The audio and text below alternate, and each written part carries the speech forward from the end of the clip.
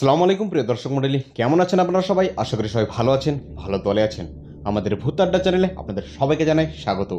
আমাদের চ্যানেলে আমরা আলোচনা করে থাকি কিছু অলৌকিক সত্য ঘটনা। তো ক্যামেরার সামনে আমি ইব্রাহিম, আমার সঙ্গে আমার বন্ধু রনি। তো চলুন শুরু করা যাক আজকের ঘটনা।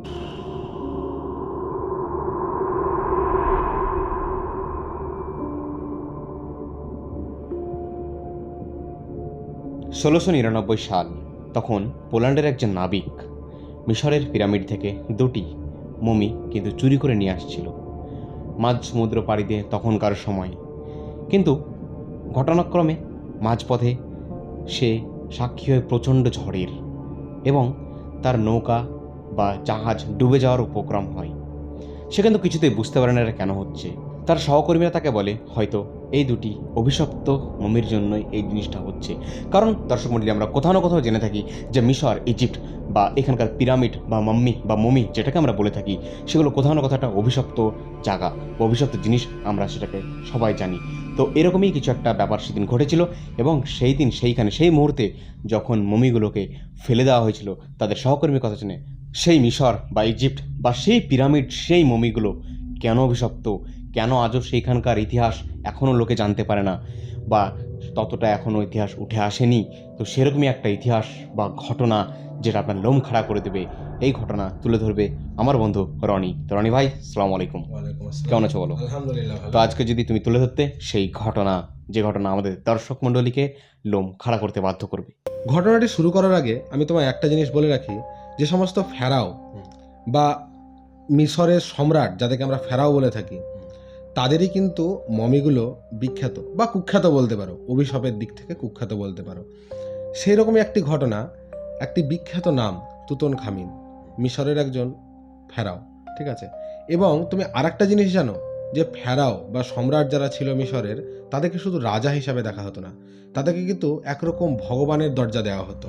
মানে একরকম তারাই যেন একদম পুরো উপরওয়ালার সঙ্গে টাচ, মানে তাদের কাছে সমস্ত কিছুর প্রবলেম নিয়ে বা যে কোনো কিছু সমস্যা নিয়ে কিন্তু প্রজারা তাদের কাছে যেত, কারণ তারা এটা মনে করতো যে সেই সম্রাট বা ফেরাও সেটা কিন্তু ঠিক করে দিতে পারবে। তো এরকমই তুতনখামিনকে যখন মারা যাওয়ার পর তার মমি তৈরি করা হলো বা তাকে যখন মমি তৈরি করে রেখে দেওয়া হলো, সেরকমভাবে যেহেতু তাকে তারা ভগবানের দরজা দিয়ে রেখেছে, তো এটা কিন্তু স্বাভাবিক ছিল যে তার সেই ডেড বডি বা তার সেই মমিকে কিন্তু কেউ যদি ছোঁয়ার চেষ্টা করে বা কেউ যদি তাকে নিয়ে কোনো কিছু করার চেষ্টা করে, তাহলে কিন্তু সেই জিনিসটার সঙ্গে একটা অভিশাপ জুড়ে থাকবে, সেটা কিন্তু তাদের একটা বিশ্বাস ছিল। তো তুতনখামিন মারা যাওয়ার পর তুতনখামিনের যে সমস্ত জিনিস ছিল, যেমন তার সোনা, তার সিংহাসন, মানে তার মানে বিলাসিতার সমস্ত জিনিসপত্র কিন্তু তার মমির সঙ্গে রেখে দেওয়া হয়েছিল। তো 19 শতকে একজন বিখ্যাত মানে আর্কিওলজিস্ট মিশরের, তার নাম হচ্ছে হাওয়ার্ড কার্টার, যে এই মমিটি মানে লোক সামনে বা মানে লোকের আলোতে নিয়ে আসতে সাহায্য করে, মানে সবার চোখের সামনে এটাকে নিয়ে এসেছিল। তো সেই মমিটিকে প্রথমে খুঁজে বার করা হয়, কারণ তুমি জানো তাদের মমিগুলো কিন্তু এতটাই রহস্যভাবে রাখা যেত যে সেগুলো খুঁজে বার করাটাও একটা মানে মিস্ট্রি বলতে পারো তুমি, ঠিক আছে, একরকম ট্রেজার হান্টিং। সেই গেট যখন খোলা হয়, তখন সেই 3000 সাল আগে বন্ধ করে রাখা সেই মমি, সেই হাওয়া, সব কিছু ক্যাদ ছিল, সেটি কিন্তু 3000 বছর পর বেরিয়ে আসে। সেই হাওয়ার সঙ্গে যার একটা রহস্য ছিল, যার একটা অভিশাপ ছিল, সেই জিনিসটা কিন্তু হাওয়ার্ড কার্টার বুঝতে পেরেছিল। তার টিম কিন্তু একটা ভয়ের মধ্যেই ছিল, ঠিক আছে। তা সত্ত্বেও তারা সাহস করে কিন্তু সেই তুতনখামিনের মমি খোলে এবং তুতনখামিনের মমি রিসার্চ সেন্টারে পাঠানো হয়।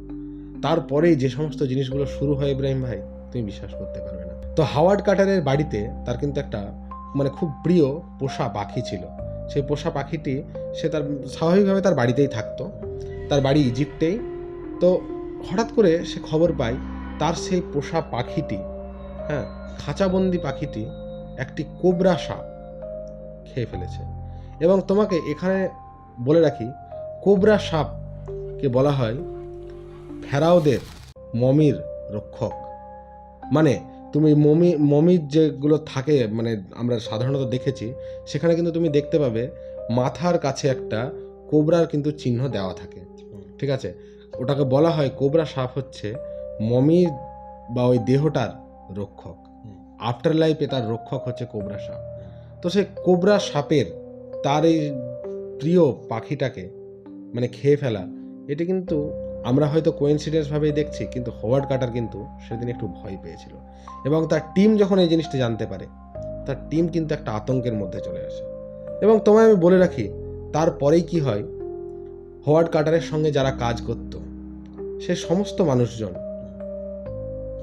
ধীরে ধীরে কেউ অজানা অসুখে, কেউ অ্যাক্সিডেন্টে, মানে তুমি বলতে পারো যে টিমকে নিয়ে, যে 6 জন এর টিমকে নিয়ে হোয়ার্ড কার্টার সেই মমি উজাগার করেছিল এবং সেই মমিটি খুলেছিল, সেই 6 জনের টিমে হোয়ার্ড কার্টারকে বাদ দিয়ে বাকি 5 জন কিন্তু 2 বছরের মধ্যে মারা যায়।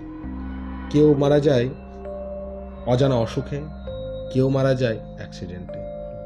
আমরা হয়তো একটা দুটির ক্ষেত্রে কোইন্সিডেন্স দেখতে পারি, কিন্তু এই 6 জন মানুষের মধ্যে 5 জনের মারা যাওয়া, সেটাকে কি তুমি কোইন্সিডেন্স হিসাবে দেখবে? হাওয়ার্ড কার্টার কিন্তু তখন ভয় পায়, আতঙ্কে চলে আসে। সেই জিনিসগুলো হাওয়ার্ড কার্টার নজরআন্দাজ করতে পারেনি তখন। কিন্তু হাওয়ার্ড কার্টারের মৃত্যু কিন্তু তখনই হয়নি। হাওয়ার্ড কার্টার খুব মানে মানসিকভাবে স্ট্রং বলতে পারো, এবং সে কিন্তু এইসব কার্স বা অভিশাপ এসবগুলোর উপর কিন্তু তার কোনোরকম মানে সে বিশ্বাস করতো না। সে কিন্তু বিশ্বাস করতো বিজ্ঞানে, সে ভাবতো কোনো বৈজ্ঞানিক কারণ। কিন্তু এই যে 6টা মৃত্যু, 5টা মৃত্যু, সেই 5টা মৃত্যুর পিছনে মানে অলৌকিক মৃত্যু, একটা অলৌকিক অসুখ, অলৌকিকভাবে অ্যাক্সিডেন্ট, সেগুলো সবই কি কোইন্সিডেন্স? সেটাও বলা যায় না। এরকমই আরেকটা ঘটনা তোমায় আমি বলবো। পরবর্তীতে কিন্তু হাওয়ার্ড কার্টার যখন এই সমস্ত কিছু হয়, তার 12 বছরের মাথায় হাওয়ার্ড কার্টার কিন্তু মারা যায়। এবং বলে রাখি, হাওয়ার্ড কার্টার তুতানখামিনের দেহ উজাগার করার পর, মানে মমিটি বাইরে নিয়ে আসার পর, এই যে ঘটনাগুলোর সাক্ষী হয়, তারপর থেকে হাওয়ার্ড কার্টার আর কোনো দিন কোনো মামি কিন্তু ছুঁয়ে দেখেনি। মানে সে আর সেই সাহসটা পায়নি যে তারপরে যে অন্য ফেরাওদের মামি বা মমি সেইগুলোকে যে বার করবে, সেগুলো কিন্তু সে কিন্তু আর কখনোই সেদিকে এগিয়ে যায়নি। কারণ সে একটা আতঙ্কের মধ্যে চলে গেছিল যে এই যে ঘটনাগুলো ঘটছে, হয়তো সে কোনোভাবে বেঁচে গেছে, এরপরে যদি সে আর একটা প্রচেষ্টা করে, আর মনে হয় না সে বাঁচবে। সেই ভয়ে সে কিন্তু এই সমস্ত কিছু ছেড়ে দেয়। এবং তারপরে আরেকটি ঘটনা আমি তোমায় বলি। এরকমই হাওয়াস নামের একজন ছিলেন, ঠিক আছে? সে কিন্তু সেরকম একই ইজিপশিয়ান আর্কিওলজিস্ট। সেই ইজিপশিয়ান আর্কিওলজিস্ট কিন্তু হাওয়ার্ড কার্টারের মতো অতটা বিখ্যাত ছিল না, এবং তুতানখামিন বা এরকম পপুলার কোনো মমি উজাগার কিন্তু সে করেনি। সে কি করে, যে সমস্ত শ্রমিক পিরামিড তৈরি করার সময় মারা গিয়েছিল, তাদেরকে কিন্তু মানে মাটি দেওয়া হয়েছিল, বা তাদের কিন্তু কবরগুলো বা তাদেরকেও মমিগ্রস্ত করা হয়েছিল সেই পিরামিডের কাছাকাছি, ঠিক আছে? সেই জায়গাগুলি হয়তো আমরা সবাই এখন জানি না, কিন্তু তাদের যে বলতে পারো পিরামিড তৈরির সময় যেখানে তারা বসবাস করত, তার আশেপাশে কিন্তু তাদেরকে মমিগ্রস্ত করা হয়েছিল, এবং তাদের দেহগুলোকেও সেভাবে কিন্তু সংরক্ষিতভাবে রাখা হয়েছিল। সে যখন সেই মমিগুলো উজাগার করে বা সেই মমিগুলোকে বার করে নিয়ে আসে, তাতে অনেক ছোট বাচ্চার মমি কিন্তু তারা পেয়েছিল। এবং সেই ছোট বাচ্চা এবং তাদের যে কি বলে তোমাকে গার্জেন বা প্যারেন্টস, ঠিক আছে, তাদের মা বাবার মমিগুলো তারা কিন্তু পেয়েছিল। কিন্তু তারা সাধারণত ছোট বাচ্চার মমিগুলোকে রিসার্চের জন্য মানে নিয়ে যাওয়া হয় রিসার্চ সেন্টারে। তুমি জানো, যখন তারা রিসার্চ সেন্টারে নিয়ে যায় তাদের মমিগুলো, সেই আর্কিওলজিস্টের সঙ্গে এমন এমন ঘটনা শুরু হয় যে সেগুলো তুমি ব্যাখ্যা করতে পারবে না। তার স্বপ্নে সেই মমির, যে ছোট বাচ্চার মমিগুলোকে সে নিয়ে গেছিল, তার মা বাবা কিন্তু তার স্বপ্নে আসে, এবং তাকে ভয়ঙ্করভাবে স্বপ্নের মধ্যে ভয় দেখানো হয় যে আমাদের বাচ্চা ফেরত দিয়ে দাও। তার সঙ্গে অলৌকিক অলৌকিক ঘটনা ঘটতে থাকে। তার কাকু, যাকে বলি আমরা আঙ্কেল, সে কাকু কিন্তু মারা যায়, এবং সে কিন্তু তখন এগুলোকে কোইন্সিডেন্স ভাবেই নিয়েছিল।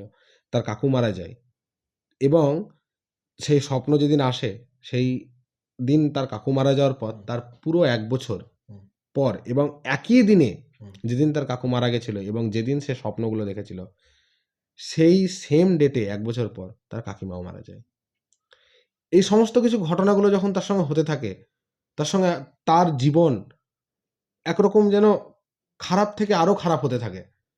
সে কিন্তু সেই স্বপ্নগুলো তখন মনে করে, এবং সে ভাবে এটি সেই অভিশপ্ত মমিগুলোর কারণে, এবং সে তার সম্পূর্ণ জোর লাগিয়ে রিসার্চ সেন্টার থেকে সেই মমিগুলো আবার ফেরত নিয়ে এসে যখন তাদের যেখানে স্থান ছিল পূর্বে সেই স্থানগুলোতে রেখে দেওয়া হয়, তার সঙ্গে সমস্ত রহস্যময় ঘটনা কিন্তু বন্ধ হয়ে যায়। তার জীবন কিন্তু স্বাভাবিক হয়ে যায় এবং সেও কিন্তু প্রতিজ্ঞা করে এরপরে সে কোনোদিন আর কোনো মমিকে কিন্তু আর ছুঁয়ে দেখবে না। তো এই সমস্ত ঘটনাগুলো থেকে আমরা বলতে পারি যে মমির মধ্যে একটা কোথাও না কোথাও তুমি বলতে পারো একটা অভিশাপ কিন্তু জুড়ে আছে। তো এই ছিল আজকের ঘটনা ইব্রাহিম, এবং আমি তোমার কাছে জানতে চাই, কারণ এই সমস্ত ঘটনার মধ্যে যেহেতু তুমি আমি বিজ্ঞান নিয়েও পড়াশোনা করেছি, এর মধ্যে অনেক কিন্তু বিজ্ঞানও লুকিয়ে থাকতে পারে। কিছুটা কোইন্সিডেন্স হতে পারে, কিছুটা বিজ্ঞান হতে পারে, কিছুটা কিন্তু অভিশাপও হতে পারে, যেটা রহস্য কিন্তু আমরাও জানি না। তো তুমি কি বলতে চাও এই জিনিসটার উপরে? তোমার কি মনে হয় ঘটনাগুলো কতটা সত্য বা কতটা মিথ্যে, বা এর পিছনে যদি কোনো বৈজ্ঞানিক কারণও থাকে সেটা কি হতে পারে? তো দেখো রনি ভাই, যেটা বাস্তব কথা সেটা হচ্ছে এতক্ষণ আমি গল্প শুনলাম এবং সেই সমস্ত ঘটনাবলী যেগুলো তুমি বললে, 2-3টে ঘটনা যেটাকে বললে, এবং আমি যেটা প্রথমেই বললাম, তো অবশ্যই রহস্য তো বটেই, কিন্তু এর পিছনে বিজ্ঞানও থাকা উচিত বলে আমি মনে করছি। এবং কিছু তো কারণ আছেই যে জন্য এগুলো ঘটছে, নাকি আদৌ ঘটনা হচ্ছে, অবশ্যই এগুলো কিন্তু ভেবে দেখা উচিত। অবশ্যই যেহেতু এগুলো আমাদের ডিসকাশনের একটা পিরিয়ড, আমরা ডিসকাশন করব। তো যেটা মনে হয় আমার সেটা হচ্ছে যে রহস্যর জায়গাটা যদি আমরা একটু বাদ দিই, সাইডে রাখি, তাহলে কিন্তু আমরা যেটা জানি ইজিপ্ট বা মিশর, সেখানে তো পিরামিড বা এই যে মমি বা এই জিনিসগুলোই কিন্তু একটি ট্যুরিস্ট অ্যাট্রাকশনের মেন কেন্দ্র, রাইট? সো সেখানকার রহস্য তো অবশ্যই আছে, যেগুলো এতদিনে উজাগার করা সম্ভব হয়নি বা করতে দেওয়া হয়নি কিনা সেটাও বলতে পারছি না। কিন্তু আমার কোথাও না কোথাও সেটা মনে হয়, যদি মিশরের পিরামিডের সমস্ত রহস্য যদি খুলে যায়, তাহলে কিন্তু তুমি দেখবে এই যে পর্যটনের টান থাকে, যেখানে কী আছে দেখতে যাব, কিউরিসিটি, এই জিনিসটা কিন্তু কমে যাবে। এবং সব কিছু যদি মানুষের সামনে খোলাসা হয়ে যায়, আজকে নেট দুনিয়া, তাহলে কিন্তু সবাই ঘরে বসে বসে দেখতে পেয়ে যাবে, তাই না? তো কোথাও না কোথাও আমার মনে হয় যেটা, যে ওখানকার সরকার কিন্তু এটা কোনোদিন চায় না যে যেন সব জিনিস মানুষের সামনে আসুক। কিছু জিনিস চেপে রাখাই ভালো, কিছু জিনিস দেবে রাখাই ভালো, যেটা রহস্যের মধ্যে থাকুক, মানুষের মনে সেটা উন্মোচন হোক, যে তারা যাবে, দেখবে এবং সেই রহস্যের মাথায় ঘুরে কল্পনার ভিত্তিতে তারা সেই জিনিসগুলো সমস্ত কিছু এক্সপ্লোর করবে। অবশ্যই। তো এটা যদি সমস্যা খোলা হয়ে যায়, তাহলে ট্যুরিস্ট অ্যাট্রাকশন বা পর্যটন কেন্দ্র যেটা, সেটা কিন্তু বন্ধ হয়ে যাওয়ার একটা চান্স আছে। তো কোথাও না কোথাও এটাও তো ভেবে দেখা যেতে পারে যে ওই যে তারা, যারা রিসার্চ টিম বা যারা সব কিছু জানতে পারছিল, উজাগর করে দিতে চাইছিল, হয়তো তাদেরকে উজাগর করতে দেওয়া হয়নি, এটাও হতে পারে। তো দর্শক মণ্ডলী, এই ছিল আজকের ঘটনা। কেমন লাগলো ঘটনা অবশ্যই আপনারা কমেন্টে জানান, এবং যদি ভিডিওটা ভালো লেগে থাকে অবশ্যই লাইক করুন, চ্যানেলকে সাবস্ক্রাইব করুন এবং আমাদের পাশে থাকুন। আমাদের চ্যানেলকে আগিয়ে নিয়ে যেতে আপনাদের সাহায্য অনেক দরকার। তো দেখা হচ্ছে পরের কোনো ভিডিওতে, পরের কোনো পর্বতে, পরের কোনো জায়গা নিয়ে। চলুন, আজকের মতো এখানেই সমাপ্ত। আসসালামু আলাইকুম।